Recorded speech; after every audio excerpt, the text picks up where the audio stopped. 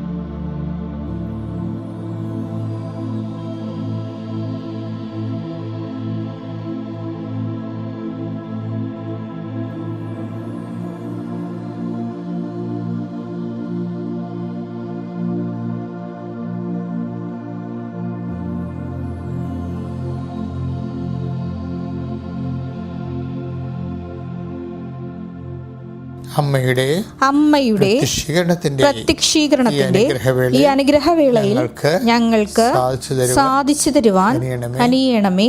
ആമേൻ. വിശ്വാസ പ്രമാണം.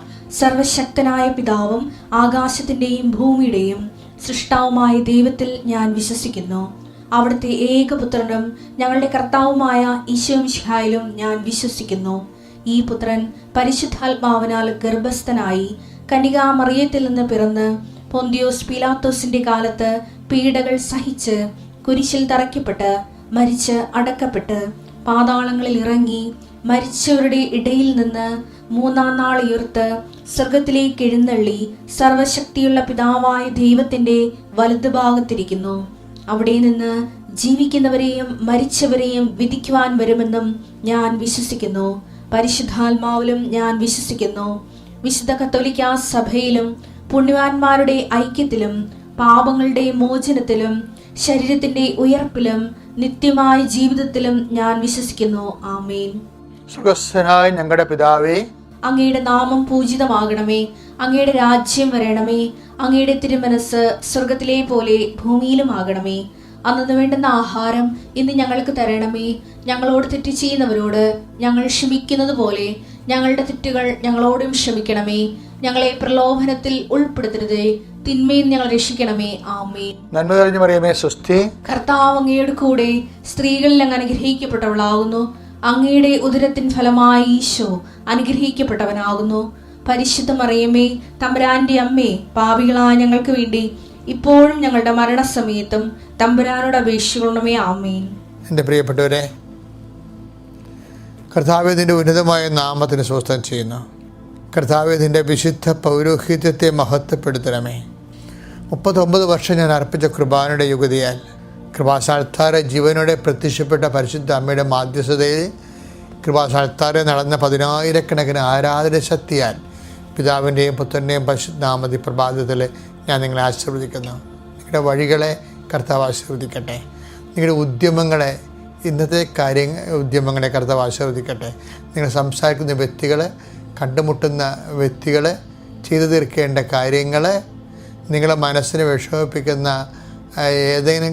ഏതെങ്കിലും കാര്യത്തെക്കുറിച്ച് ഓർക്കുമ്പോൾ മനസ്സിന് വിഷമം ഉണ്ടാകുന്നുണ്ടെങ്കിൽ അല്ലെങ്കിൽ ഏതെങ്കിലും വ്യക്തികളോട് സംസാരിക്കുന്ന ഓർക്കുമ്പോൾ മനസ്സിന് വിഷമം ഉണ്ടാകുന്നുണ്ടെങ്കിൽ അതെങ്ങനെ തരണം ചെയ്യും എന്നോർത്ത് ടെൻഷൻ ഉണ്ടാകുന്നെങ്കിൽ കർത്താവ് അങ്ങനെയുള്ളവരെ നീ ഈ സമയത്ത് കർത്താവിൻ്റെ ഉന്നതമായ സ്ത്രീവായാൽ അവരെ ബലപ്പെടുത്തണമേ എന്ന് പ്രാർത്ഥിക്കുന്നു.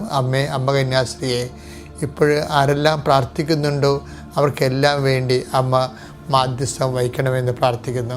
എൻ്റെ കർത്താവിൻ്റെ ഉന്നതമായ നാമത്തിൽ കുഞ്ഞുങ്ങളെക്കുറിച്ച് ആകുലപ്പെടുന്നവരെ സംബന്ധിച്ച് പ്രാർത്ഥിക്കുന്നു. ജീവിത പങ്കാളിയെക്കുറിച്ച് ആകുലപ്പെടുന്നവരുണ്ട്, ജീവിത പങ്കാളിയുടെ ജോലിയെക്കുറിച്ച് ആകുലപ്പെടുന്നവരുണ്ട്, യാത്രയെക്കുറിച്ച് ആകുലപ്പെടുന്നവരുണ്ട്. അവരുടെ വിഷയത്തിന് മേലെല്ലാം ദൈവിക തീരുമാനം ഉണ്ടാകുകയും കർത്താവ് തോബിയാസിൻ്റെ യാത്രയിൽ തോബിത്ത് കൂട്ടിവിട്ടതുപോലെ കർത്താവ് നിൻ്റെ യാത്രയിൽ കർത്താവിൻ്റെ ദൂതൻ നിന്നെ സംവഹിക്കുകയും നിൻ്റെ യാത്രയെ ശുഭമാക്കുകയും ചെയ്യുന്നതിന് വേണ്ടി ഈ പ്രഭാതത്തിൽ ഞാൻ ഇക്കാലങ്ങളിലെല്ലാം ചെയ്തിട്ടുള്ള മുഴുവൻ സുവിശേഷ വേലയുടെ ആസ്തിയിൽ ഞാൻ നിന്നെ ഈശോനാമത്തെ ആശീർവദിക്കുന്നു, നിൻ്റെ കുടുംബത്തെ ആശീർവദിക്കുന്നു, നിൻ്റെ ഉദ്യമങ്ങളെ ആശീർവദിക്കുന്നു, നിൻ്റെ ഇടപെടലുകളെ ആശീർവദിക്കുന്നു. കർത്താവെ നിൻ്റെ കരുണ തോന്നണമേ. കർത്താവെ ഇന്ന് ഒരു സ്ഥലത്ത് ചെല്ലുമ്പോൾ ആ സ്ഥലത്ത് തടസ്സമായി നിൽക്കുന്ന വ്യക്തികളുണ്ടാകാം, നിൻ്റെ സംസാരങ്ങൾക്ക് എതിരെ നിൽക്കുന്നവരുണ്ടാകാം, നിൻ്റെ തീരുമാനങ്ങളെ മുടക്കണമെന്നുള്ള ഉദ്ദേശത്തോടെ കച്ചകെട്ടി ഇറങ്ങി ഗ്രൂപ്പിസം ഉണ്ടാക്കുന്നവരുണ്ടാകാം. ഇങ്ങനെ നീ ഇന്ന് എവിടെയായാലും, വീട്ടിലായാലും കുടുംബത്തിലായാലും തറവാട്ടിലായാലും പുറത്തായാലും നിൻ്റെ ജോലി സ്ഥലത്തായാലും പണിപ്പാട്ടിലായാലും എവിടെയൊക്കെയാണോ കർത്താവിൻ്റെ ചൈതന്യം നിനക്ക് മനുഷ്യരുടെ ചൈതന്യത്തെക്കാളുപരി കർത്താവിൻ്റെ ചൈതന്യം വേണ്ടി വരുന്നത്, അവിടെയെല്ലാം കർത്താവ് നിന്നെ ആശീർവദിക്കട്ടെ എന്ന് പ്രാർത്ഥിക്കുന്നു. നിൻ്റെ കുഞ്ഞുങ്ങളെ ഓർത്ത് വേദനിക്കുന്ന മാതാപിതാക്കന്മാരെ, അവരുടെ സ്വഭാവത്തെയും അവരുടെ പഠനത്തെയും ഒക്കെ ഓർത്ത് വിഷമിക്കുന്നവർ, അവരുടെ ജന്മനുള്ള വൈകല്യങ്ങൾ ഓർത്ത് മാതാപിതാക്കൾ വേദനിക്കുന്ന മാതാപിതാക്കന്മാരെ, ആ കുഞ്ഞുങ്ങളെയും മാതാപിതാക്കന്മാരെ ആശീർവദിക്കുന്നു. കർത്താവെ അതിനെയെല്ലാം ഏറ്റെടുക്കാനും അതിജീവിക്കാനും അവർക്ക് ആവശ്യമായ കൃപ നൽകണം പ്രാർത്ഥിക്കുന്നു. എൻ്റെ കർത്താവിൻ്റെ ഉന്നതമായ നാമത്തിൽ സഭയുടെ അധികാരത്തിൽ കുരിശടയാളത്തിൽ നീ ഉപയോഗിക്കുന്ന വാഹനങ്ങൾ ഞാൻ ആശീർവദിക്കുന്നു. നിൻ്റെ യാത്ര നിനക്ക് ശ്രദ്ധ നഷ്ടപ്പെടാൻ സാധ്യതയുള്ള അവസ്ഥകളുണ്ടാകാം. ചിലപ്പോൾ നിൻ്റെ ടെമ്പർമെൻറ്റ് നഷ്ടപ്പെടാൻ സാധ്യതയുള്ള അവസ്ഥകളുണ്ടാകാം. അവിടെയെല്ലാം കൂൾ ഡൗൺ ആകാനും കർത്താവ് നിന്നെ സന്ധിക്കാനും വേണ്ടി നിനക്ക് നിയന്ത്രണത്തിൻ്റെ ആത്മസംയമനത്തിൻ്റെ ആത്മാവിൻ്റെ അരൂപിയാൽ നീ അഭിഷേകം ചെയ്യപ്പെട്ട് പ്രാർത്ഥിക്കുന്നു. രേഖകൾ വാങ്ങാൻ വേണ്ടി പോകുന്നവർ, രേഖപ്പെടുത്താൻ വേണ്ടി പോകുന്നവർ, അങ്ങനെയുള്ള മേഖലകളെല്ലാം കർത്താവിൻ്റെ പ്രത്യേക ചൈതന്യം ആവശ്യിക്കട്ടെ. നിൻ്റെ അനുദിന ജീവിതത്തിൻ്റെ അനിവാര്യമായ കാര്യങ്ങൾക്ക് വേണ്ടി നിലവിലുള്ള തടസ്സങ്ങളെ യേശുക്രിസ്തുവിൻ്റെ നാമത്തിൽ ഞാൻ ബന്ധിക്കുന്നു. Lord and peace for and grace. ഇപ്പോഴേ ചില വിഷയങ്ങൾ, ചില സംഭവങ്ങൾ, നിൻ്റെ ജീവിതത്തിൽ വരുന്ന ഇടപെടലുകൾ, അപ്പം നീ പറയും അത് നമ്മുടെ കൊക്കിൽ ഒതുങ്ങത്തില്ല കേട്ടാ എന്താ പറയുക, നമ്മുടെ കൈപ്പിടി നിൽക്കുന്നതല്ല കാര്യം അല്ലെന്ന് തോന്നണം കേട്ടോ. ഞാനെന്ത് ചെയ്യാനാ, ഞാനവിടെ ഞാനവിടെ ഒറ്റപ്പെട്ടു. ഞാൻ സംസാരിക്കുമ്പോൾ 1000 പേര് എനിക്കെതിരെ സംസാരിക്കും, എൻ്റെ ആശയത്തിനെ തട്ടിത്തകർക്കും. അപ്പോൾ ഇങ്ങനെയുള്ള കുറേ വിചിത്രമായ സാഹചര്യങ്ങളുണ്ടാകും. പക്ഷേ അതിനകത്ത് ചില കാര്യം നമുക്ക് ആവശ്യമുള്ളതായിരിക്കത്തില്ല. ആവശ്യമില്ലാത്ത കാര്യത്തിൽ പോയി മത്സരം പിടിക്കേണ്ട കാര്യമില്ല. നമുക്ക് എപ്പോഴും നീ ശ്രദ്ധിക്കണം, നമുക്ക് ആവശ്യമില്ലാത്ത കാര്യങ്ങൾക്ക് വേണ്ടിയേ നീ ബലം പിടിക്കാനോ മത്സരം പിടിക്കാനോ ഒന്നും പോകണ്ട. അത് ആരുടെ കിട്ടോ ചെയ്യട്ടെ എന്ന് വിചാരിക്കണം. മിണ്ടാതിരിക്കണം. വെറുതെ സംസാരിച്ച് എനർജി കളണേ എന്തിനാ? കാര്യം നീ വല്ലതും സംസാരിച്ചതിന് ശേഷം അതിൻ്റെ എതിർകട ചെയ്യാൻ വേണ്ടി നിൻ്റെ മനസ്സിലാക്കിയിട്ട് അതിൻ്റെ എതിർകട ഒരു ക്യാൻവാസിങ് നടത്താൻ വേണ്ടി ഉദ്ദേശിക്കുന്ന ആൾക്കാരുണ്ടാകും. അവിടെയൊക്കെ നിൻ്റെ മനസ്സിരിപ്പ് പറയാതിരിക്കുന്നതായിരിക്കും നല്ലത്. ഞാനിപ്പോൾ ഇതെന്ന് പറയാൻ കാര്യം ഇതൊന്നുമല്ല. എന്ന് വെച്ച് കഴിഞ്ഞാൽ ജീവിതത്തിൽ ചില വിഷയങ്ങളുണ്ടല്ലോ നമ്മൾക്ക് കൈകാര്യം ചെയ്യാൻ പറ്റുന്നതായിരിക്കത്തില്ല. അതെപ്പോഴും ഓർത്തേക്കണം. ഒരു ജീവിതത്തിലെ ഒരു ദിവസം 10 വിഷയം ഉണ്ടെങ്കിൽ 10-ൽ ചിലപ്പോൾ ഒരു 5 വിഷയവും നമ്മുടെ കൈപ്പിടി ഒതുങ്ങണമായിരിക്കത്തില്ല. അപ്പം എന്തു ചെയ്യണം? സാധാരണ പുരാതന മനുഷ്യൻ, ദൈവമായിട്ട് അടുപ്പമുള്ള മനുഷ്യൻ എന്തു ചെയ്യും? മനുഷ്യൻ അത് ദൈവത്തെ അതിൻ്റെ അകത്ത് കക്ഷി ചേർക്കാൻ വേണ്ടി നോക്കും. ദൈവത്തെ കക്ഷി ചേർക്കണമെന്ന് നോക്കുമ്പോൾ എപ്പോഴും നമ്മൾ ശ്രദ്ധിക്കേണ്ടത്, ഒരു വിഷയത്തിൽ നമ്മുടെ കൈപ്പിഴ ഒതുങ്ങണില്ല എന്ന് കണ്ടാൽ പിന്നെ എവിടെ ഒതുങ്ങും? പിന്നെ ദൈവത്തെയാണ് അവിടെ കക്ഷി, ദൈവത്തിൻ്റെ ഇടപെടൽ മാത്രമേ അവിടെ നടക്കത്തുള്ളൂ. അപ്പോൾ ദൈവത്തിൻ്റെ ഇടപെടൽ, ദൈവത്തെ ഇടപെടുത്തണമെങ്കിൽ എന്ത് ചെയ്യണം? ദൈവത്തെ ഇടപെടുത്തണമെങ്കിൽ ചെയ്യേണ്ട പരിപാടി, ദൈവത്തിന് മനസ്സിലാകണം നമ്മൾക്ക് വേറെ ഒരു ചാൻസ്, വേറെ ഒരു ഓപ്ഷൻ ഇല്ല എന്ന് മനസ്സിലാക്കിയിട്ട് അത് ദൈവത്തിന് മനസ്സിലാക്കി കൊടുക്കണം. അത് വളരെ തന്ത്രപരമായ ആധ്യാത്മിക തന്ത്രത്തിലുള്ളതാണ്. എന്ന് വെച്ച് കഴിഞ്ഞാൽ എന്താ തന്ത്രം എന്ന് വെച്ചാൽ മോശ കുതന്ത്രം എന്നല്ല ഞാൻ ഉദ്ദേശിക്കുന്നത്. എൻ്റെ ആധ്യാത്മികമായ തന്ത്രം എന്ന് പറയുന്നത്, നമ്മൾക്ക് ഒരവലംബമില്ലെങ്കിൽ, നമ്മൾക്ക് അവലംബമില്ല എന്നുള്ള കാര്യം. ഇപ്പം ഇന്ന് നീ എന്തെല്ലാം കാര്യം നിനക്ക് ചെയ്യാനുണ്ട്, ചില കാര്യം നിനക്ക് അവലംബമില്ല, ആശ്രയിക്കാൻ ആളില്ല അവിടെ. അപ്പം ആശ്രയിക്കാൻ ആളില്ലെങ്കിൽ എപ്പോഴും നിങ്ങൾക്ക് എൻ്റെ സഹോദരൻ പറയണം, ഞാനും ഇപ്പം 50 കൊല്ലമായി സഭയിൽ വന്നിട്ട്. അപ്പം ഇതിൻ്റെ അകത്ത് എന്ത് സംഭവിക്കണമെന്ന് വെച്ച് കഴിഞ്ഞാൽ, നമുക്ക് ആശ്രയം, എല്ലാ വിഷയങ്ങൾക്കും ആശ്രയം ഉണ്ടാകത്തില്ല. പക്ഷേ ആശ്രയം ഉണ്ടായില്ലെങ്കിൽ എങ്ങനെയെങ്കിലും ആശ്രയം ഉണ്ടാക്കി എടുക്കണമെന്ന് പറഞ്ഞിട്ട് നമുക്ക് ആ ഗ്രൂപ്പിൽ നിന്ന് ആളെടുത്ത് ഇവരോട് പറഞ്ഞ് അവരോട് പറഞ്ഞ്, അപ്പോൾ മനുഷ്യന്മാരത്തെ നമ്മൾ കളത്തിലിറക്കാൻ നോക്കും. പരിശുദ്ധാത്മാവ് നിറഞ്ഞവൻ ദൈവത്തെ കളത്തിലിറക്കാൻ നോക്കും. ഈ വിഷയത്തിൽ എന്തു ചെയ്യും? നമ്മൾക്ക് അതിനെന്താ മാർഗം? നമ്മൾക്ക് ദൈവമല്ലാതെ വേറെ ആശ്രയമില്ല, മനുഷ്യന്മാരിൽ നമ്മൾ ആശ്രയം വെച്ചിട്ടില്ല എന്ന് ദൈവത്തിനെ ബോധ്യപ്പെടുത്തണം. കൃപാസനത്തിലൊക്കെ ഇന്നൊരു സാക്ഷ്യം ഉണ്ടായി. എന്ന് വെച്ച് കഴിഞ്ഞാൽ, ഇന്ന് വെച്ചാൽ അവർ ഈ 20 ലക്ഷം രൂപ വേണം അവർക്ക് അയർലൻഡിൽ പോകാൻ വേണ്ടി. അപ്പോൾ അവരൊരു ദിവസം എപ്പോഴാണെന്ന് ഓർക്കണില്ല, എന്നോടൊന്ന് ചോദിച്ചു. അവർ നേഴ്സ്, 25 കൊല്ലമാണ് നേഴ്സാണ്, പക്ഷേ ഇവരൊക്കെ ഒരിടത്തും ഒരു പച്ച പിടിച്ചിട്ടില്ല. അപ്പം അവർക്ക് ആ സ്വപ്നങ്ങളൊക്കെ അവർ കളഞ്ഞ് കുളിച്ച് അവസാനിപ്പിച്ചിരിക്കുകയാണ്. കൃപാസനത്തിൽ ആ വാഗ്ദാനപ്പെടാത്ത ഇരിക്കുന്ന ഒരു വിഷയം എന്താ, വസ്തു എന്താണ്? അഹ്റോൻ്റെ വരൻ്റെ വടി തളർത്തതാണ്. അപ്പോൾ അതാണ് നമ്മൾ പച്ച മെഴുതിരി ഉപയോഗിക്കുന്നതിൻ്റെ കാരണം. അതാണ് ഒരു ദിവസത്തെ വൈകുന്നേരത്തെ പ്രാർത്ഥനയ്ക്ക് നമ്മൾ പച്ച മെഴുതിരിയല്ലേ ഉപയോഗിക്കണത്. അപ്പോൾ അതിൻ്റെ പച്ചപ്പ് വരും എന്നുള്ള ഉണങ്ങിപ്പോയി. അപ്പോൾ ഈ നേഴ്സിനെ സംബന്ധിച്ചിടത്തോളം എന്ന് വെച്ച് കഴിഞ്ഞാൽ, നേഴ്സ് 25 കൊല്ലമായ ഒരു നേഴ്സാണ്. പക്ഷേ എന്താ പറ്റി? ഇതുവരെയൊക്കെ ഒരിടത്തും പോകാൻ പറ്റിയിട്ടില്ല. അവിടെ പിന്നെ അവരുടെ ജീവിതവും കുടുംബവും ഒക്കെ ആയിട്ട് നടന്ന് ആ ടൈമെല്ലാം പോയി. 25 കൊല്ലമായി. ഇപ്പോൾ നല്ല വീട്ടമ്മയാണ്. അപ്പോൾ ഒരു ദിവസം വന്ന് എന്നോട് ചോദിച്ചേ, അച്ഛാ, ഞാൻ യൂറോപ്പിൽ പോകാൻ വേണ്ടി എന്നോട് ആവശ്യപ്പെടുന്നുണ്ട് ചിലർ, അത് നടക്കുമോ അച്ഛാന്ന് ചോദിച്ചു. ആ പൈസ ഞാൻ കൊടുക്കണോ വേണ്ടേ എന്ന് എന്നോട് ചോദിച്ചു. 20 ലക്ഷം രൂപ. അപ്പോൾ അത് അൾത്താരെ ചോദിക്കുന്ന ചോദ്യങ്ങളല്ലേ. ചിലപ്പോൾ നമുക്ക് അൾത്താര ഒരാളിനോട് സംസാരം 1 മിനിറ്റല്ലേ കിട്ടത്തുള്ളൂ.